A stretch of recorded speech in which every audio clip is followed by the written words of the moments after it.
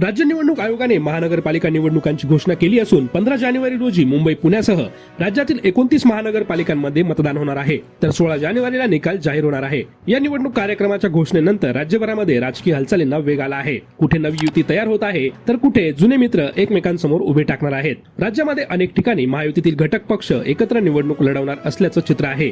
कुठे भाजप आणि शिंदे गट एकत्र येणार आहे, तर कुठे भाजप आणि अजित पवारांचा राष्ट्रवादी गट, तर काही ठिकाणी या तिन्ही पक्षांमध्ये थेट समोरासमोरची लढत होणार आहे। विशेषतः पुणे महानगरपालिकेमध्ये भाजप आणि अजित पवारांचा राष्ट्रवादी एकमेकांच्या विरोधामध्ये निवडणूक लढवण्याची शक्यता आहे आणि तसे स्पष्ट संकेत मुख्यमंत्री देवेंद्र फडणवीस यांनी दिले आहे।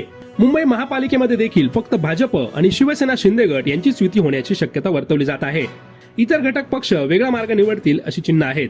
दरम्यान पुणे महानगरपालिकेच्या निवडणुकीसाठी उपमुख्यमंत्री अजित पवार मोठं पाऊल उचलण्याची शक्यता आहे। मिळालेल्या माहितीनुसार शरद पवार यांच्या राष्ट्रवादी सोबत युती करण्याबाबत अजित पवार गटाचा विचार सुरू आहे।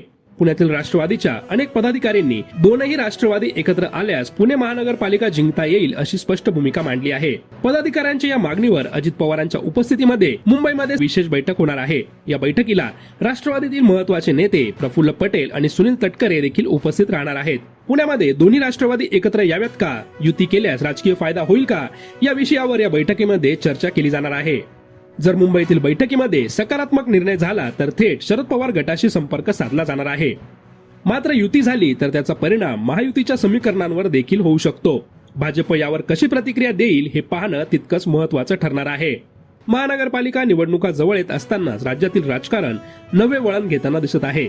पुण्यामध्ये राष्ट्रवादी एकत्र येणार की पुन्हा फाटाफूट होणार, याचं उत्तर येत्या काही दिवसांमध्ये मिळणार आहे। दोन्ही राष्ट्रवादींनी एकत्र यावं की नाही यावर तुमचं मत काय ते कमेंटमध्ये नक्की सांगा।